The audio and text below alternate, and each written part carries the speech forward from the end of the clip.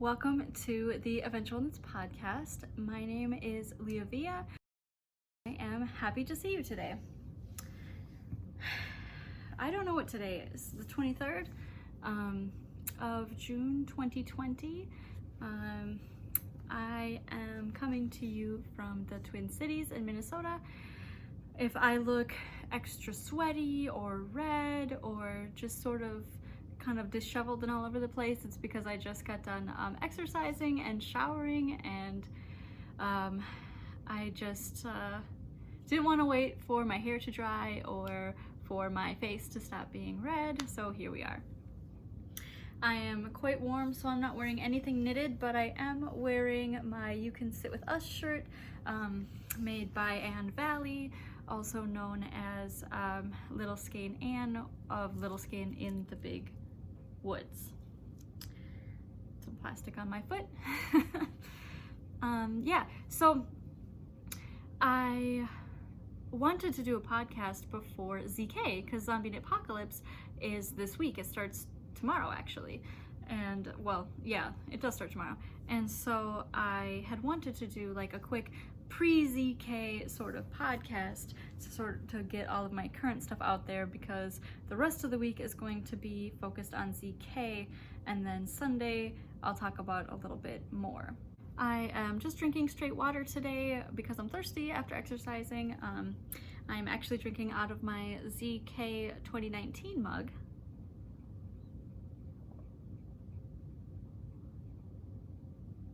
I'm very thirsty. Sorry. I actually didn't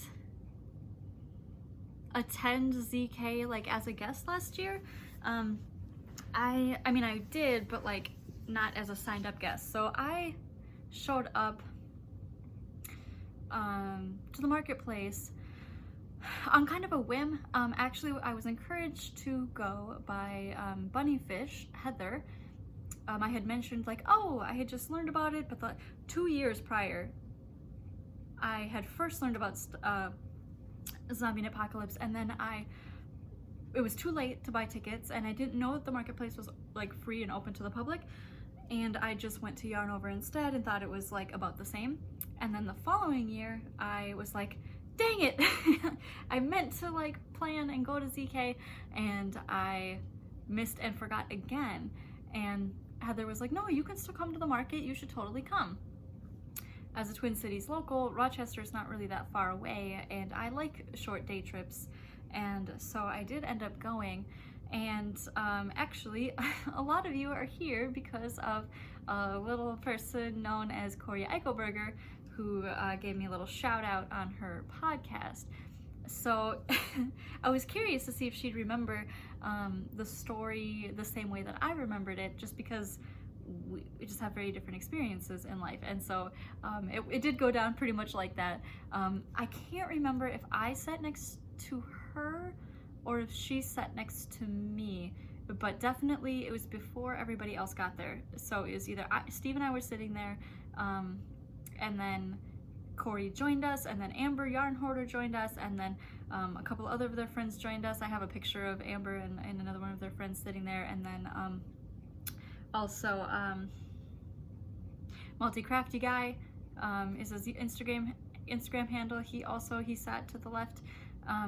And then Stephanie Lotvin joined them, and I was like, oh my god, I ended up in the great group, like Cori and Yarn Hoarder and Stephanie Lotvin, Telly B Knits, like all of my heroes, people that I love from afar.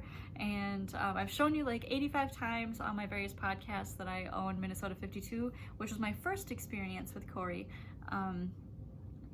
But it was one of those things where like, it was when she was doing like the tour, she and her co-author, I believe, her co-author could not attend, and it was like pretty late at night. It was at one of the local yarn stores here, Knitting from the Heart, and I remember signing up and not really knowing what I was signing up for exactly. I was just like, oh cool, an author and a knitting book, and I had never knit a sweater before, and I wanted to see and try on samples, and I remembered being really excited about that. But I hadn't heard of Cori as like a person, I guess, if that makes sense at the time. But she signed the book and I have it. And then like she kind of fell off my radar, and then when I ran into her at Zombie Apocalypse last year, I was like, hey, I've met you before, kind of, in passing. I mean, you did a book thing, but I don't know if we actually spoke directly to each other than for when you signed my book. And then after that, I like followed her on Instagram. I mean, last year it was when I kind of got into like the knitting community on Instagram, like hardcore. Before that, I was just kind of quietly by myself doing my yarn stuff. And I signed up for another class of Cori's where she was talking about her various shawls, and that was at Three Kittens Needle Arts in Mendota Heights. So, and I was like, Cori, you probably don't remember me exactly, but I remember you because you're well known. And like, I think I finally gotten in her brain enough to be recognizable. I mean, like in person, I'm pretty recognizable. My hair color's always changing, and I have a very unique name. I am Mexican. My race is white, but my ethnicity is also Mexican, and so my last name is not Italian, it is Spanish or Mexican. I've like traced like most of my ancestors to Spain except for one line, so I guess like my ancestors are from Spain, but my direct line of the Villas are from Mexico. So my grandpa was born in Eagle Pass, Texas. So, but my great-grandparents immigrated over here. Anyway, I don't know why I got into like a little history lesson, a little genealogy lesson there. But yeah, my name is Leah Villa, and so a lot of people call me my full name. You're welcome to do that if you want. Otherwise, did I say, I don't know if I said my stuff. I am Eventual on Ravelry. That's why my podcast is called Eventual Knits. So if you're new here, welcome. Eventual is actually, everything's eventual is sort of like a saying from Stephen King, one of the Stephen King short stories. It is also the like title of the short story collection. It's called Everything's Eventual. And in the book, it's basically like, or in the short story, it's basically like saying like everything's cool, everything's gonna be okay, everything's great. And so it's just like a phrase particular to the story, and I really liked, like, yeah, everything's eventual. It'll be all right. So yeah, Eventual is one of my several internet handles, and Eventual Knits is easy to say. And when I joined Ravelry in 2007, I was super into that handle, so I'm Eventual. My Instagram handle is miss_LJV, and LJV is my initials, and I was a teacher, a middle school teacher for 5 years, and so I went by Miss Leah, or when I worked in Montessori, and I went by Miss Villa, same thing in a way, when I was in not Montessori. So that's that. Yeah, it was really cool. But yeah, if you find my ZK post from last year, I am extremely starstruck and like really into, like, it was such a good time. But they were super kind, and they encouraged me to stay on the very last day for like the prizes and stuff. I obviously wasn't gonna win any prizes because I wasn't entered or anything, but they were super, like, everyone was super welcoming.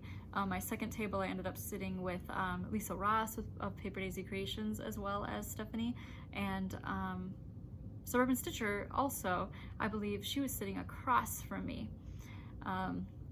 Yeah, it was really cool, and they were super nice, and they got me like extras of the stuff, and like I cried, and it was a whole thing. It was a good thing. So that's my little backstory on Cori and ZK, and feeling really welcomed. This is a sweater that I have been working on for a long time, like a year and a half maybe. I have put it down for long periods of time for what I consider kind of obvious reasons. It is a commission from a friend of mine, and it is a Harry Potter sweater. So like a year and a half ago or something like that, Nadira Tani, otherwise known as Kalisha, she knit a Hogwarts history sweater by Bad Girl Wolf Sits and Knits, something like that. And it was really cute, and she knit it really fast, and she really liked it. and my friend Sean was like, hey, I really would like that. And so we'd had a discussion at the time about, you know, J.K. Rowling being kind of problematic, but we weren't really sure, like, what was, like, was it serious enough? And at the time, I think I just wasn't aware of, like, how many comments. Like, I'm not on Twitter, and people weren't as vocal. And so I started it. I mean, she bought some really nice yarn from Sun Valley Fibers, and I'd already got done with the bulk of it. And so it's like each time JK has said something really awful, I've put the sweater down for a really long time, because it kind of feels sucky to have someone ruin something that I really enjoyed. But you know, Sean wants me to still finish it, and so I'm gonna finish it, and I will show it to you, because I mean, it still is a pretty sweater, and the yarn is insane. It's a merino cashmere nylon. If you don't know, if you're not super familiar with one of the primary bases that Sun Valley Fibers is in. So I am finished with all of it except for one and maybe a third or a quarter sleeve.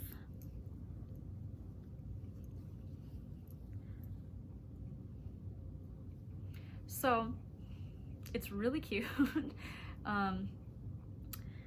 I tried it on. I feel like the collar's a little high, even though I do short rows in the back.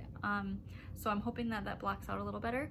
But Sean really wanted the lightning bolts, and then she wanted the snitch and Quidditch. And then we kind of, I think we skipped, well, we did, she wanted the little stars for the third motif.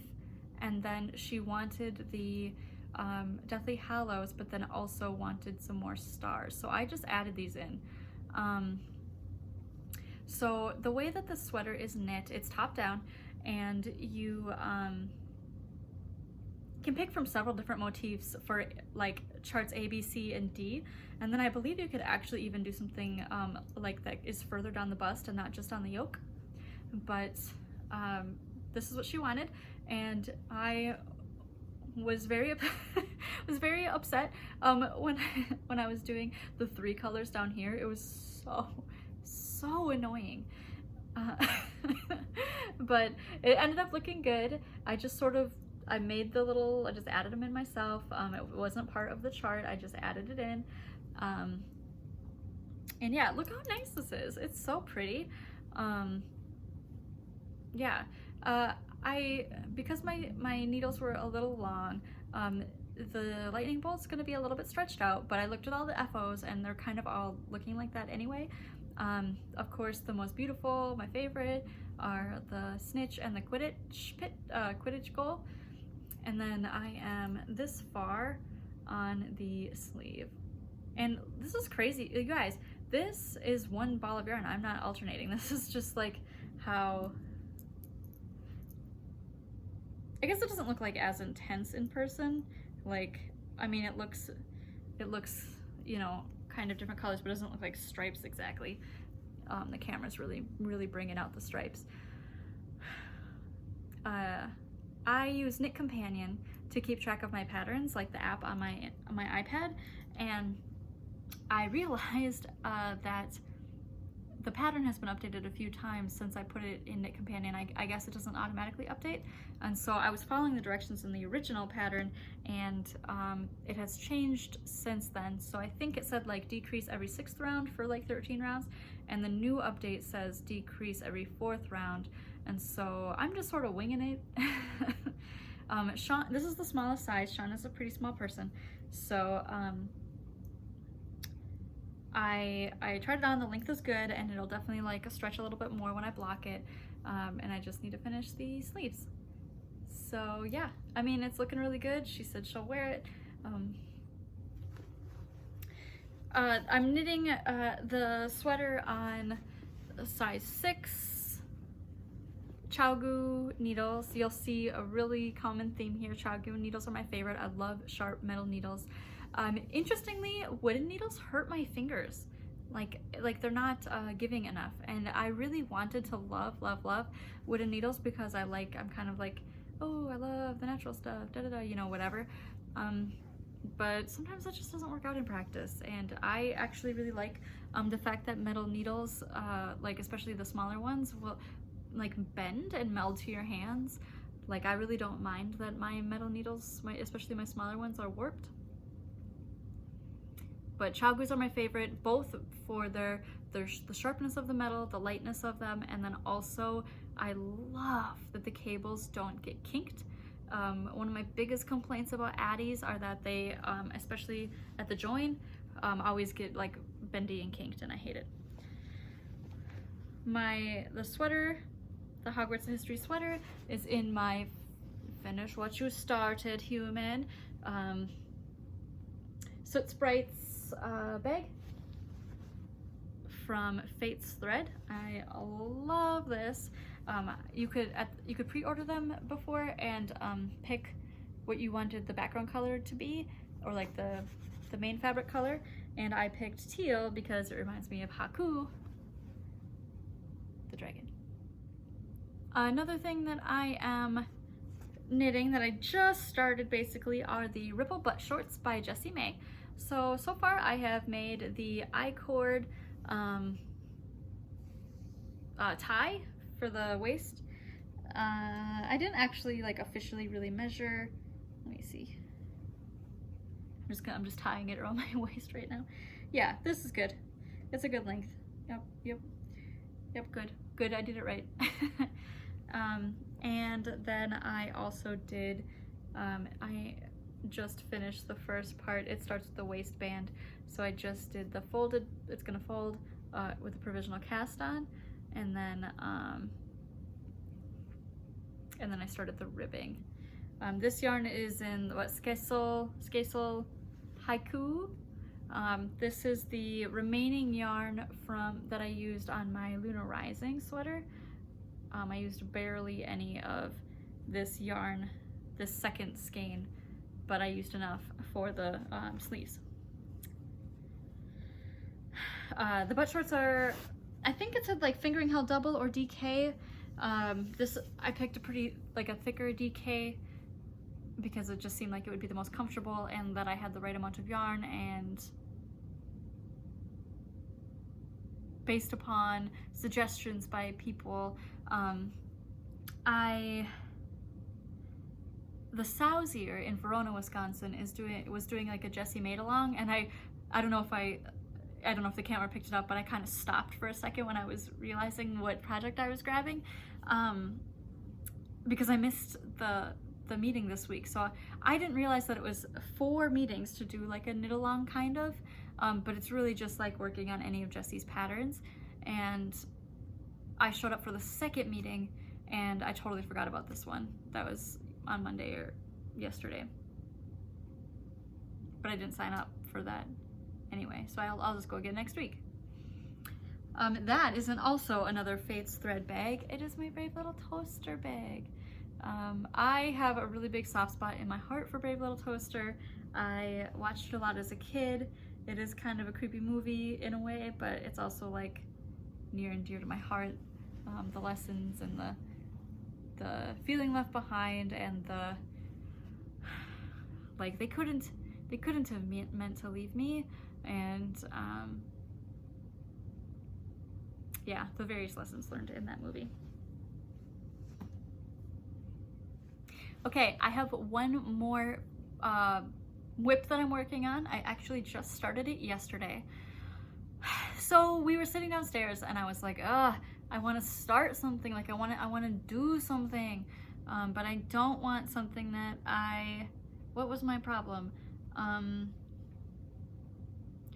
Maybe something I wasn't sure if I had the yarn for it, or a lot of thinking or planning or whatever, and I was like, hey, I have a Make 9. What's something on my Make 9 that I want to make? And so I was like, hey, I have a sweater that I picked out that I want to make by Halloween, and I already bought the yarn for it, and I already did all the planning for it, and it was in my queue on Ravelry, and it is the Irocknits sweater. I can't remember by who, but it will be in my show notes. And I already bought the yarn from Knit Picks a long time ago, probably in January or something. And I already had the size picked out. Everything is ready to go. So in looking at it now, it says that it should be 2 to 5 inches of positive ease. My bust is like a 38.5 to a 39, depending on the bra that I'm wearing, and whether or not I'm a little bit heavier or lighter. I'm pretty consistent in my weight, at least at this time.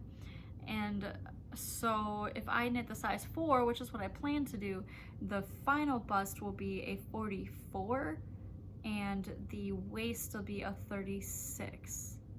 So I'm a little heavier now than I would like than I am typically used to, and maybe not heavier in terms of weight, but like in terms of size, I guess. My waist is pretty big right now in comparison to what I'm used to. But that said, I hate feeling like something is too tight around my middle, and so I think what I'm going to do is knit to the size 3 for the bust, I think, because that should be about a 41 inch bust, and so that'll give me 2 inches. And let's be real, I'm a loose knitter, so it actually will probably end up being a little bigger than that. And then maybe whatever decreases they have for the waist, like it's supposed to be a kind of fitted sweater on the waist. Like the design, if you look at the pictures, it shows like just a little loose on the bust, but then as it gets down to the waist, it definitely narrows to like a long ribbing. And I prefer a looser, comfier fit. Like when I buy shirts, I buy men's sizes typically, because I like it to be looser around my hips and waist. So I think what I'm gonna do is, yeah, do the size 3 for the bust and then figure out whatever decreases, so that I decrease less. So honestly, it'll probably end up being more of a straight sweater and less shaping in the waist, because I think on the size 3, the waist goes down to a 32, and my waist is probably like a 34 right now. But my wearing waist is like, I think a 37, I think. And my hips are like a 39. So I can't remember where the wearing waist is. I'm just remembering when I was doing measurements for something I was ordering, a garment I was ordering.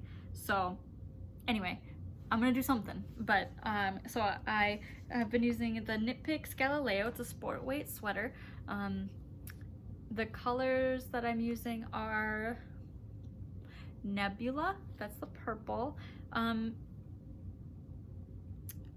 I think I have the warm filter on because it's probably after 8 p.m. so I can't tell if it's picking up the color correctly or not, but it is not actually a reddish purple if it's showing up a reddish.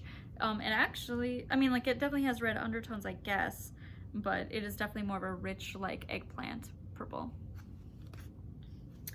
And then the orange that I'm using, because it's Halloween, is called Titan. And it's like a really nice sort of burnt orange color. And so yeah, I cast on yesterday. Actually, I was I was messaging Cori on Instagram because this is the first sweater that it said do top down, where it has you start the yoke and then at the very end you go back and add the collar. I've never done that before. I have, and I talked about this last episode, but I have a thin neck and short, I guess, short, narrow, sloped shoulders. And so most things get heavy on me, and then it's more of an off the shoulder or a double off the shoulder because my shoulders are just really like small and narrow. My arms are pretty big, but like my shoulders are small. And so like here and here on me is, yeah, pretty small. And so I was like, there has to be a purpose for that, right? And I, excuse me, I tried Googling it, and Google's not helping. It was just giving me how to do a picked up collar. And I was like, there has to be a reason that I just don't know. Because for me, I love top down and I love seamless. specifically because I'm so lazy and I just want to knit the thing and have it be done. And the idea of getting through the whole sweater and then picking up stitches at the end to do a ripped collar sounds like torture. But I was like, there has to be a reason. Like, there's no way that they would just do that for fun. Like, I don't see any real purpose for doing that other than to piss people off. But I knew there was a reason. So I asked Cori, because I know that Cori knows so much about different kinds of sweaters and different kinds of everything. Like, she has learned so much about knitting. And she said that if you knit a sweater and then you add a collar at the end, that seam creates more structure. So you're picking up stitches and that sort of creates a natural seam, right? Versus just doing it ribbing and then immediately switching to the body or the yoke. And so I was like, okay, because I almost just went ahead and cast on and did ribbing anyway, and I was like, learn something new, figure it out.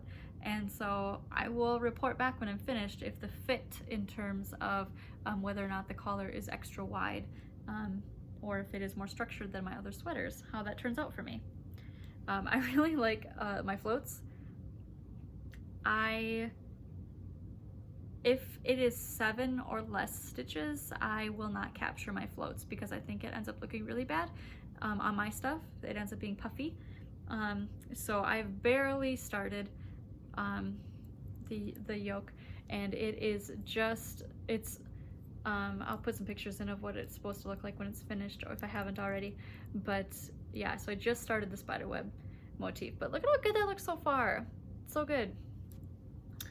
But it's really curling because it's all stockinette and no ribbing. So yes, that is my arachne. I'm really excited to wear it around Halloween. Maybe I'll wear it instead of a costume. We'll see. Yeah, that is all of the knitting that I have to show you this time. That sweater is it's a sport weight, and it's being knit, I believe, on size 5s, and again, Chowgu. We'll see. I have in the past sized down because, again, I'm a pretty loose knitter. I'm hoping that, especially for the yoke, because it's going to be tighter anyway, that it will work out just fine. And if I'm finding that it ends up being too big around the body, then I'll just size down. But I think it'll be okay. The last thing, I guess, with like actual knitting is that, this is, it's in my Vivi bag. My Vivi, it's hard, I don't think it's like a brand or anything. Vivi from Final Fantasy IX. Steve brought this home for me as a gift from Midwest Gaming Classic, and I use it as a project bag. But yeah, if you have never heard of Birdie Parker Designs, Birdie Parker does a lot of like stamped metal jewelry and some other things, and did I just say Birdie? Like if that's her name? I don't know if that's, maybe it is her name. I just don't know why I just made an assumption, or like just said it as if we're on a first name basis and her name's Birdie. I don't actually know. But Birdie Parker Designs anyway. And I own some earrings. Is that it? Earrings for sure from the company, but they partnered with Gigi, Gay Gillespie of Gigi Made It, and you've probably seen, if you watch my old episodes, I have a Gigi mug and several other Gigi things, and they partnered together and made these like leather, like you can hear it, it's like leather, stamped with Gigi's little logo, little trays. And so I really like the idea of using it as a, look at that, it's so good. Using it as like a stitch marker holder, but it could like hold lots of things. It's pretty big. And you could pick from orange or teal. And I picked teal because it was just too good. And I am so excited to have it. It's so pretty, and so solid, and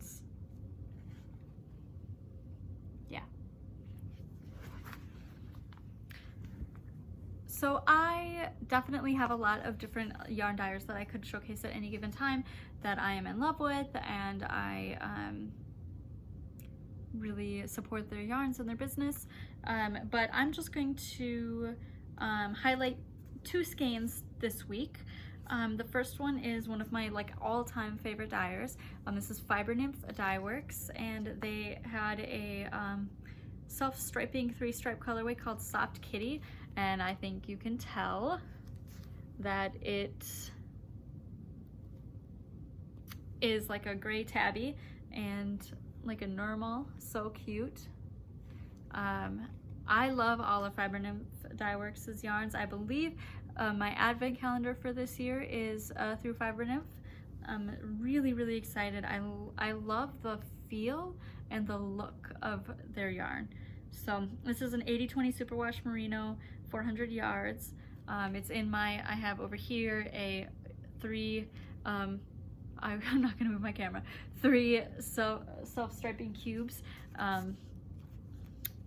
And yeah, so that's where like all of my sock yarn goes, but I have been trying not to only use self-striping for socks only, but it's really hard. The other skein and shop that I want to highlight this week is Fully Spun. Again, Fully Spun is just like a one-person show. She does beautiful skeins. I think that is completely comparable and in some ways better than Spin Cycle.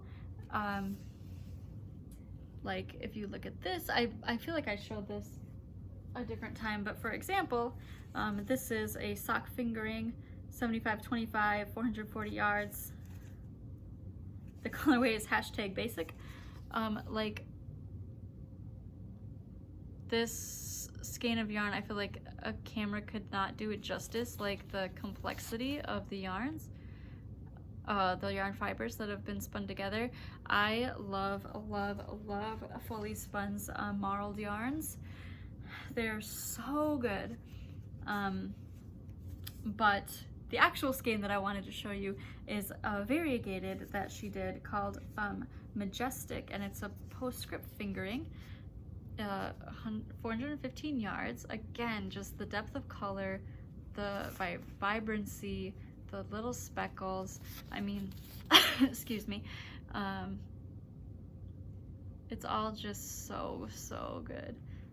I really recommend you check her out. She did just have a sale for her birthday. She might still be having it. I think it's like through certain dates, it's like a smaller percentage off, I think. Maybe, or maybe it's the other way around, I can't remember. But yeah, I think that you should really check her out. She's great. Her Instagram is great. Her Instagram is I am fully spun, and yeah, great yarns. Definitely check her out. In other news, life-wise, Steve and I don't remember, I think I might have mentioned on the last episode, Steve and my anniversary was on May 29th. We've been together for 11 years. We are not legally married, but come on. We've been together a really long time. We own a house. We have 2 cats, you know. And his birthday was on the 14th of June, so it was last week or something, week before. And he has been on vacation for 2 weeks because we just finished launching a huge project. But we both work for the University of Minnesota, and in IT and technology. He works with processes, and I do technology training and document writing. But technology training, I am shifting into a lead role for digital accessibility, and I also do a couple highly visible trainings for a couple products. One of them you might have heard of. It's called Zoom.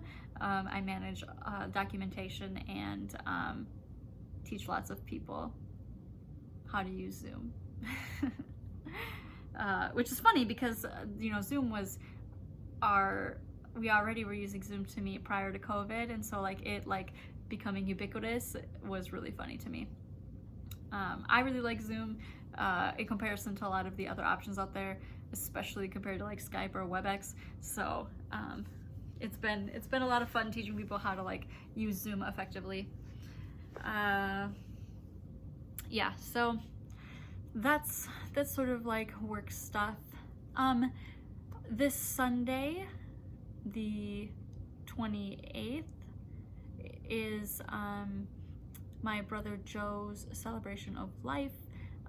We are having a celebration for him at a park. Because of COVID, we need to have, you know, we have social distancing rules, and we have like a guest limit in terms of the pavilion, but I really don't think that there is going to be a huge guest limit like just at the park in general. I don't think that spacing and social distancing and wearing masks will be a problem.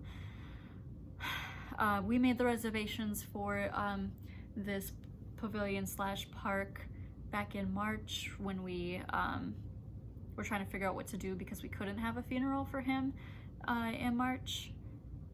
And we couldn't have anyone other than like we had less than 10 that we could have for his visitation that we did with the family.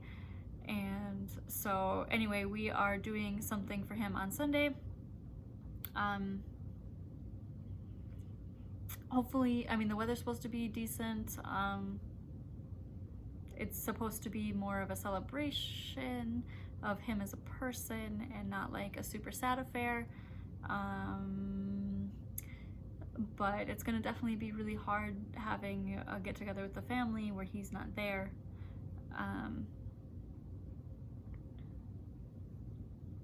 Yeah, it's been hard. The 21st marked 3 months since he died, and it hasn't been easy. And yeah, but you know, we're doing what we can. We discussed like our family has a lot of cool celebrations also happening. My niece, my brother's oldest daughter, just graduated high school.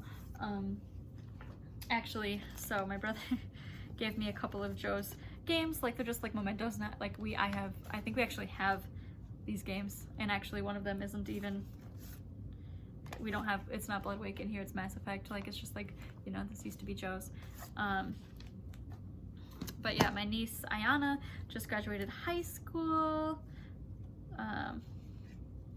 Show a little picture of Ayana. She'll probably be really embarrassed that I'm showing this on on my podcast.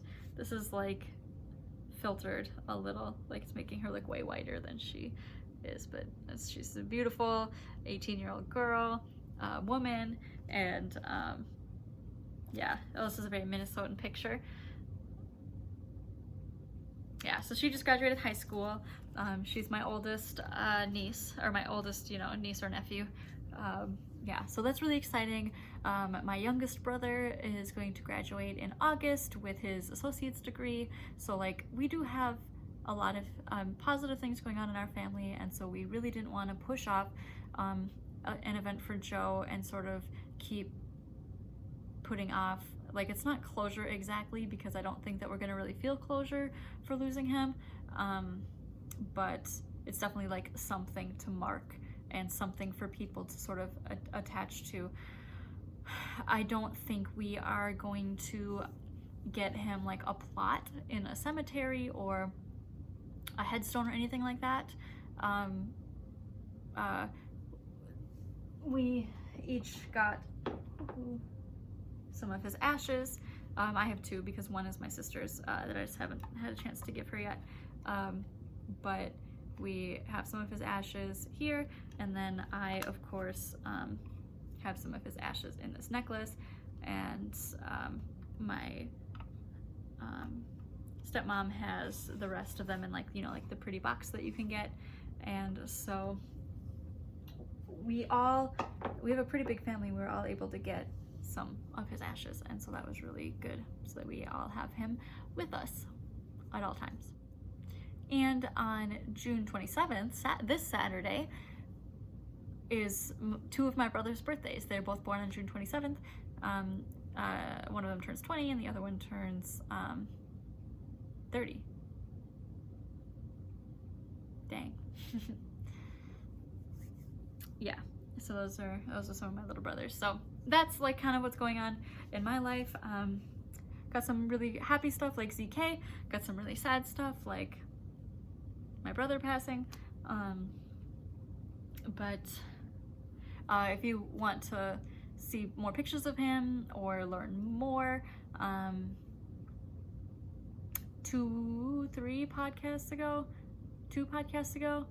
I talk more about it and I have pictures of Joe. I may include one picture. It's super grainy and blurry, but my sister's like, it was like a still that she took from a home video and sent it to me, and it's like, Joe wasn't much for pictures, but if you could, and it like I only have like 5 pictures of him maybe, and one of them he's doing like a what, because I obviously yelled his name across the room and he did like a what, and I took a picture of him in that moment because you could never catch him in pictures like where he would like enjoy the camera. I mean, you could, but like it wasn't, especially as kids, it wasn't super often. And plus he wouldn't smile as much for pictures most of the time, and he had the cutest smile. So yeah, she sent me a still of him smiling when he opened something, I think for, you know, Christmas or whatever, and I was just scrolling through my pictures the other day and I passed it and it was really cute. I hope that you are having a good week. If you are new here, thank you for coming. Welcome. You can see that I love yarn. I love knitting, and I really enjoy meeting new people and getting to know people, and really sharing the love of fibercraft. So I do a little bit of crochet. I didn't mention that earlier. I can do some basic crochet. I just haven't, I'm just really slow at crochet in comparison. Like my left hand is oddly slow, and so it's more of a struggle for me than knitting. So so this isn't like an only knitting or like only knitting friendly podcast. It's just like I find myself using knitting all the time when I just generally mean kind of fiber. I also welcome cross stitch. Knitting is just what I happen to do most. I also do weaving. I am looking ashamedly at my unfinished weaving that I've left over there, but anyway, yeah, all kinds of projects are absolutely welcome here, and talk to me about them, and add me on Instagram. And thank you for the follow. I appreciate it. I love talking about knitting and yarn and etc. Yeah. So thank you so much for watching and listening, and I hope you have a great week, and I will check in probably next week or the week after. Bye.